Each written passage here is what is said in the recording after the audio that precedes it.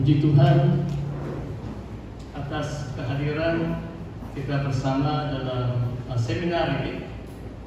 Saya juga terujak sebab topik ini agak baru bagi saya. Ini merupakan kali yang kedua saya mengendalikan seminar seperti ini. Mungkin 15 tahun yang lalu waktu saya pas sidang di SIP Kota Kinabalu Likas. Tapi kali pertama sejak saya menulis buku A Woman in Love, yaitu tafsiran singkat kitab Kidung Agung. Jadi hari ini kita akan lihat banyak teks dalam kitab Kidung Agung. Saya tidak tahu sama ada kamu sudah membaca sebagai persediaan menyertai seminar ini. Kalau belum baca pun jangan susah hati, sebab seminar ini adalah mendorong kita untuk membaca firman Tuhan, khususnya dalam kitab Kidung Agung. Saudara yang saya kasih dalam Tuhan, kalau topik ini, kalau dalam bahasa Inggris ya, love and romance. Dan sesi yang kedua kita akan lihat perkawinan suci. Bagi saya, kalau orang yang percaya Yesus, kalau mereka jatuh cinta, ada mulai sudah bercinta, dan mungkin ada beberapa waktu romance itu kan, itu menuju perkawinan. Ini adalah cara orang Kristen. Sebab istilah dunia itu kadang-kadang orang pikir love and romance ini macam orang bilang tidak tahu mau paham bahasa Inggris, don't be a player. Kamu tahu apa itu player? Hanya main-main saja. Mau sakit kasih lukakan hati orang lain, tapi tidak ada niat untuk berkawin. Jadi untuk orang yang percaya Tuhan, dalam hal kita mengenali pasangan atau jodoh kita di dalam Tuhan, dan melalui proses percintaan itu harus didoakan supaya satu hari kelak melangsungkan perkawinan. Kalau istilah dalam gereja SIP, inilah perkawinan kudus yang akan dilaksanakan di gereja Tuhan. Saudara, sebenarnya hari buku sedunia, saudara tahu atau tidak, kemarin 23 bulan April adalah World Book Day. Ini hari buku sedunia Pak ini. Jadi mungkin bangsa-bangsa bersatu, mereka menentukan satu hari dalam satu tahun untuk mendorong kita lah semua untuk membaca buku. Dan saudara lihat, bagi saya 2 menit untuk mempromosikan buku ini. Sebenarnya semua ini buku rohani. Yang di tengah-tengah itu adalah pengalaman pelayanan saya sejak mungkin tahun 89 sampai 2019. Jadi ada cerita saya tentang 30 tahun dan banyak merangkumi sejarah modern gereja sejak Injil Borneo. Banyak saya komen tentang perlembagaan SIP, bagaimana bentuk menjalankan mesyuarat agung, merancang program rohani dan sebagainya. Itu ada dalam buku yang hijau ini, Departure Points. Kenapa saya namakan Departure Points? Sebab Departure Points ini, ayat ini terdapat dalam kitab Bilangan, di mana Musa memimpin umat Israel selama 40 tahun di padang gurun, dan sampai mereka sempadan Sungai Yordan sebelum mereka menyeberangi Sungai Yordan masuk tanah perjanjian. Umat Israel sudah berpindah sebanyak 33 tempat dan tambah 7 lagi tempat yang lain. Jadi mereka depart. Mereka, kalau saudara pernah naik pesawat, ada itu departure lounge ini. Jadi pengalaman saya selaku hamba Tuhan, sekurang-kurangnya dalam 26 tahun lebih ini, saya sudah berpindah sebanyak 17 kali. Saya tidak suka pindah rumah, tapi karena panggilan Tuhan, saya sudah pindah dari satu tempat ke tempat yang lain sebanyak 17 kali dalam 26 tahun. Nah, itulah sebabnya saya namakan buku saya Departure Points. Tuhan utus saya satu tempat, beberapa tahun saya pindah lagi. Yang Injil Yohanes tidak perlu saya ulas banyak, itu tafsiran Jadi saya mendorong saudara untuk membeli ya. Ada di belakang sana, saudara boleh datang ke depan nanti untuk melihat buku. Dan tajuk seminar kita adalah Women in Love. Ini adalah tafsiran singkat Kidung Agung, dan ini yang terbaru. Saya mengakui ya, tadi saya pikir mungkin Deacon Exticle yang lebih layak jadi penceramah betul, sebab dia masih muda. Nah, saya tidak mau jadi datuk kamu lah, tapi saya layak jadi bapak kamu sudah ini, kebanyakan kamu. Sebab pastor umur sudah meningkat, pertengahan 50-an lah. Saya tidak mau cakap saya terlalu tua. Haleluya. Begini Pak ini.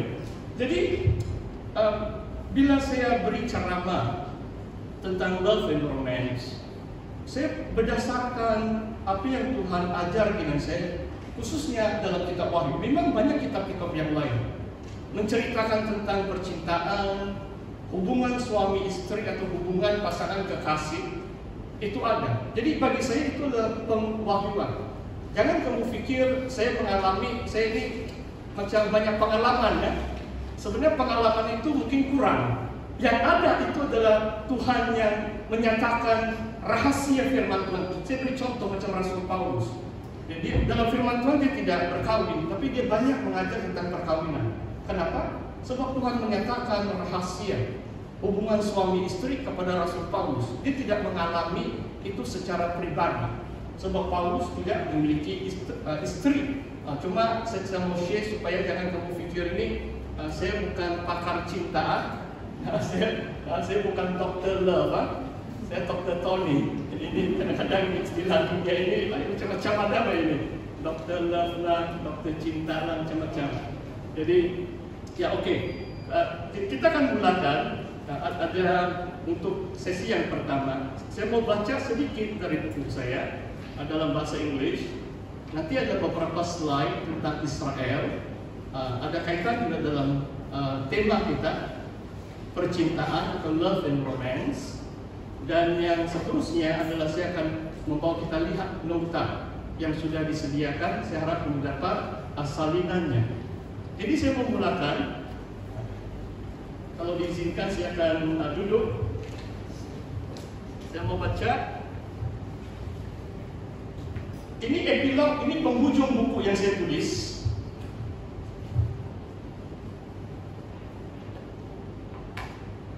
Dalam buka surat 103. The song is the story of strong desires and passions. We cherish but fleeting moments of love, but with no guarantee of permanence or a promise of a lasting relationship. Love is thus the yearning of the heart of the woman for the man, a yearning to love and to be loved, for the woman of the song has become the archetype of a woman in love. The song exalts the kind of romantic love that fills the lovers with such expectation, yearning, and perceived pleasures that can only be derived from the enjoyment of each other's company, body and soul. There is no holding back in love, as the lovers fall deeper in love and relish in physical intimacy that could only be described in fantastic hyperbole, metaphors, and innuendos. If a marriage is to thrive, both husband and wife ought to strive for the kind of idealism of love as found in the song. The song adalah Kidung Agung. That the song is part of the Bible is a victory of love, so that no one who believes in God should think that the human relationships in the sight of the divine are purely moralistic or puritanical. That said, the song is not a call to lust or licentiousness. For Christians, the song has to be read in the light of Christ and the apostles' teaching on marriage and the dangers of lust and wrongful desires. To the pure, all things are pure. Titus 1:15. The song narrates the tale of love in its purest form in the context of its times. As such, it is a call to love and a call to celebrate the most powerful and fundamental of human emotions. That is, a love between a man and a woman. If we have tasted such love on earth, or just a fleeting moment of it as the song enunciates, we can be sure that a greater love awaits us in heaven. For God is love. 1 John 4 verse 8. And while we wait for his return, there is nothing here on earth that can separate us from the love of God that is in Christ Jesus our Lord. Romans 8 verse 39. So, itu adalah kesudahan dalam buku yang saya baru terbitkan. Saya mau tanya dengan saudara dan saudari, bagaimana kamu dapat mengerti pembacaan dalam bahasa Inggris? Oke deh ini. Nah, di antara tujuan saya juga mendorong kita untuk belajarlah bahasa Inggris. Sebab bagi saya, kalau menulis dalam bahasa Melayu, itu Injil Yohanes dalam bahasa Melayu. Kalau soal cinta dan percintaan mungkin ada susah sedikit untuk saya menulis dalam bahasa Melayu. Sebab bahasa cinta itu lain. I think you should know what I mean, but mungkin saya mau terangkan sedikit supaya kamu memahami ini. Saya terjemahlah apa yang saya baca secara ringkas. Kidung Agung ini adalah cerita tentang keinginan yang kuat, tentang peristiwa-peristiwa cinta, tetapi tidak ada janji bahwa hubungan itu akan berkekalan. Cinta itu adalah keinginan hati seorang wanita bagi seorang lelaki, a yearning, keinginan untuk mengasihi atau mencintai dan dicintai. Bagi wanita di dalam Kidung Agung ini menjadi teladan sebagai seorang wanita di dalam cinta, or woman in love. Oke, mungkin pastor pun susah mau terjemah, jadi cukuplah untuk yang bahagian ini. Dan sekarang saya mau kasih tunjuk beberapa slide.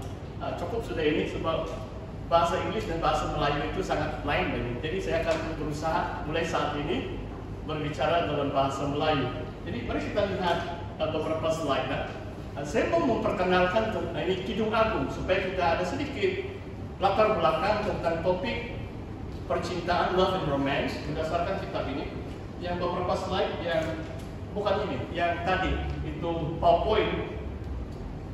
Sebab Salomo dia adalah lelaki di dalam kisah percintaan ini dengan seorang perempuan, tapi tidak disebut nama, dari Sunem atau Sulam.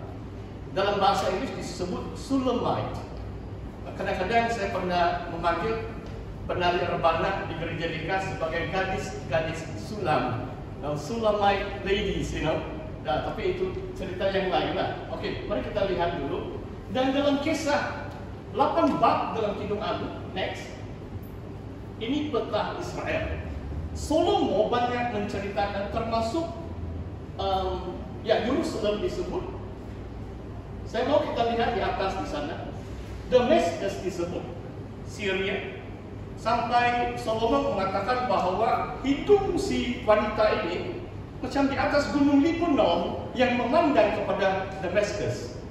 Lebanon adalah di utara, Sidon adalah Lebanon, memandang ke timur adalah Damaskus, Syria. Dan inilah peta Israel. Dan waktu Salomo memerintah, itulah zaman kegemilangan Israel. Mereka menguasai daerah-daerah di luar Israel. Mungkin lebih 10 negeri berdekatan memberi tribute, sebab mereka mengakui Salomo sebagai tuan mereka ataupun raja mereka, bukan hanya Israel. Jadi tempat itu sangat luas, kamu boleh lihat Aram, Ammon, Moab, semua itu di bawah